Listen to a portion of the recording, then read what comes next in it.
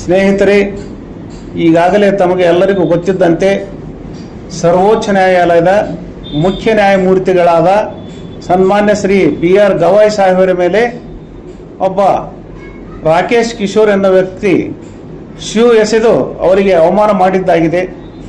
ಆ ಕೃತ್ಯವನ್ನು ಖಂಡಿಸಿ ನಾಳೆ ದಿನಾಂಕ 17/10/2025 ಮಧ್ಯಾಹ್ನ 3 ಗಂಟೆಗೆ ಈ ಕೃತ್ಯವನ್ನು ಖಂಡಿಸಲು ಪ್ರತಿಭಟನಾ ಸಭೆಯನ್ನು ಹಮ್ಮಿಕೊಂಡಿದ್ದೇವೆ.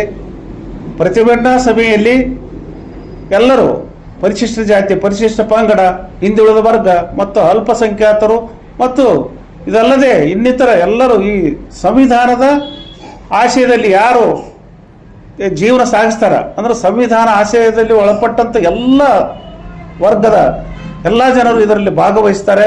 ಮುಖ್ಯವಾಗಿ ಇದರಲ್ಲಿ ಅಲ್ಪಸಂಖ್ಯಾತರ ನಾಯಕರಾದಂಥ ಶ್ರೀ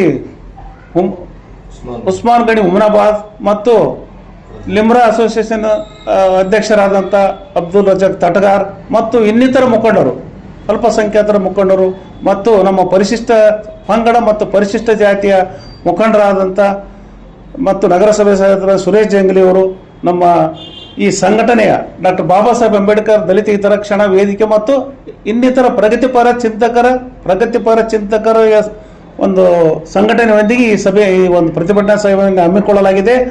ಇದರ ಉಪಾಧ್ಯಕ್ಷರಾದ ಯುವರಾಜ್ ಅವರು, ಅಂಬಣ್ಣ ಚಲವಾದಿ ಅವರು ಮತ್ತು ನಮ್ಮ ದಿಲೀಪ್ ಕಲ್ಮೋನಿಯವರು, ಗೈಬಪ್ಪ ಬಾಡಿಗೆ ಅವರು, ಇನ್ನಿತರ ನಮ್ಮ ಎಲ್ಲ ಸಮುದಾಯದ ಮುಖಂಡರು ಮತ್ತು ಯುವಕರು ಎಲ್ಲರೂ ಪಾಲ್ಗೊಳ್ತಾ ಇದ್ದಾರೆ.